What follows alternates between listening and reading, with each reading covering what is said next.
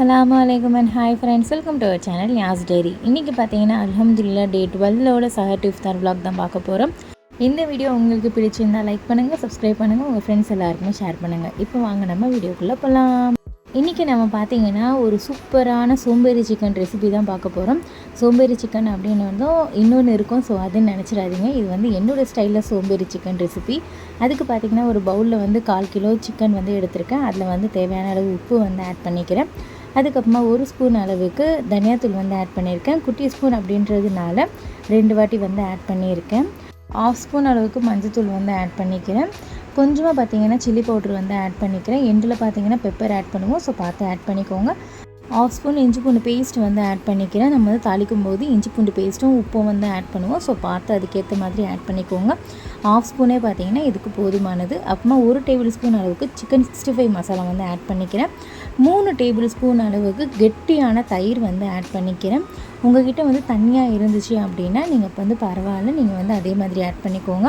இது ஃபுல்லத்தையும் பார்த்திங்கன்னா நம்ம இந்த மாதிரி கையால் நல்லா மிக்ஸ் பண்ணி விட்டுப்போம். இது பார்த்திங்கன்னா ரொம்பவே ப்ளைனாக இருக்கும், எந்த ஒரு கலருமே இல்லாமல் இருக்கும். உங்களுக்கு கலர் வேணாம் அப்படின்னா நீங்கள் தாராளமாக ஸ்கிப் பண்ணிக்கலாம். எனக்கு லைட்டாக ஒரு ஆரஞ்சிஷ் கலர் வேணும் அப்படின்றதுனால நான் ஒரு 2 சிட்டிகை அளவுக்கு ஆரஞ்சு கலர் பவுட்ரு ஆட் பண்ணியிருக்கேன். ஸோ அதை ஆட் பண்ணிவிட்டு பார்த்திங்கன்னா நம்ம இந்த மாதிரி கையால் நல்லா பிணைஞ்சி எடுத்துப்போம். இந்த மாதிரி நம்ம நல்லா மிக்ஸ் பண்ணதுக்கப்புறமா நம்ம இதை தனியாக எடுத்து வச்சுப்போம். இது மேரினேட் ஆகிறதுக்கு டைம் எதுவுமே தேவை கிடையாது. நம்ம தாளிக்கிறதுக்கு முன்னாடி இந்த மாதிரி பண்ணிட்டாலே போதும். நெக்ஸ்ட்டு பார்த்திங்கன்னா ஸ்டவ் ஆன் பண்ணிவிட்டு அது மேலே ஒரு கடாய் ப்ளேஸ் பண்ணியிருக்கேன். அதில் பார்த்திங்கன்னா கொஞ்சமாக ஆயில் ஆட் பண்ணிக்கிறேன். 2 மீடியம் சைஸ் அளவுக்கு வெங்காயம் இந்த மாதிரி பொடியாக கட் பண்ணி ஆட் பண்ணிக்கிறேன். வெங்காயம் நல்லா டிரான்ஸ்பரண்ட் ஆன உடனே நான் 3 மீடியம் சைஸ் அளவுக்கு தக்காளி இந்த மாதிரி கட் பண்ணி ஆட் பண்ணிக்கிறேன். ஸோ இது ஆட் பண்ணதுமே நான் 1/2 ஸ்பூன் அளவுக்கு இஞ்சி பூண்டு பேஸ்ட் இதில் ஆட் பண்ணிக்கலாம். நெக்ஸ்ட்டு கொஞ்சமாக உப்பு ஆட் பண்ணிக்கலாம். இது ரெண்டுமே இருந்தால் தான் தக்காளி சீக்கிரமாகவே வதங்கி வரும். ஸோ அதனால் பார்த்திங்கன்னா இதுலேயும் ஆட் பண்ணிக்கலாம். நம்ம இதில் ஆட் பண்ணுறோம் அப்படின்றதுனால தான் நான் மேரினேட்டில் கொஞ்சம் கம்மியாக ஆட் பண்ணிக்கோங்க, உப்பும் இஞ்சி பூண்டு பேஸ்ட்டு அப்படின்னு சொன்னது. ஸோ இது பார்த்திங்கன்னா நல்லா நம்ம வதக்கி விட்டுருப்போம். ஒரு 2 நிமிஷம் மட்டும் தட்டை போட்டு மூடிட்டு நம்ம தக்காளி வெங்காயத்தை நல்லா வதங்க விட்டுருவோம். இப்போ 2 நிமிஷம் ஆகிடுச்சு. நம்ம ஓப்பன் பண்ணி பார்ப்போம். தக்காளி வெங்காயம் பார்த்திங்கன்னா நல்லா மசிஞ்சு வந்திருக்கு. ஸோ இந்த ஸ்டேஜில் நாம் கேப்சிகம் நம்ம ஆட் பண்ணிக்கலாம். நான் பார்த்திங்கன்னா 2 குட்டி குட்டி கேப்சிகம் அப்படின்றதுனால 2 கலரில் ஆட் பண்ணியிருக்கேன்.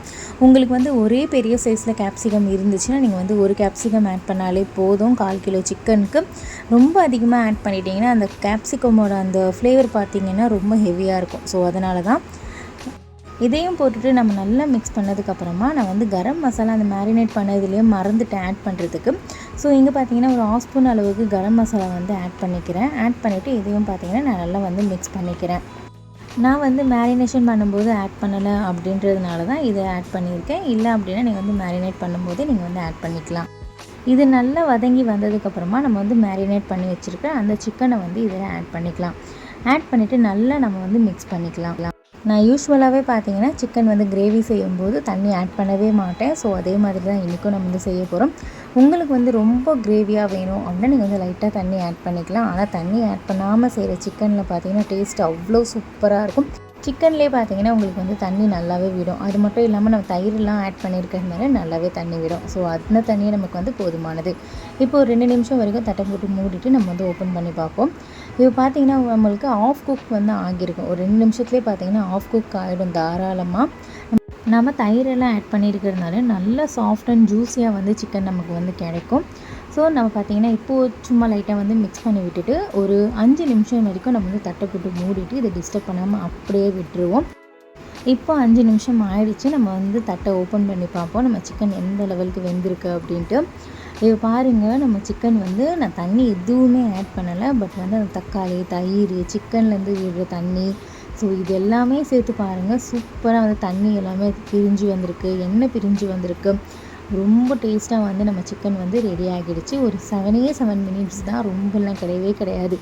7 நிமிஷத்துலேயே பார்த்திங்கன்னா சிக்கன் அவ்வளோ டேஸ்ட்டாக ரெடி ஆகிடும்.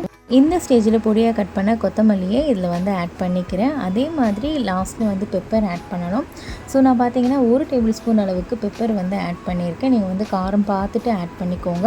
நான் அதனால தான் பார்த்திங்கன்னா மேரினேஷனில் கூட காரம் பார்த்துட்டு ஆட் பண்ணுங்கள் அப்படின்ட்டு சொன்னேன்.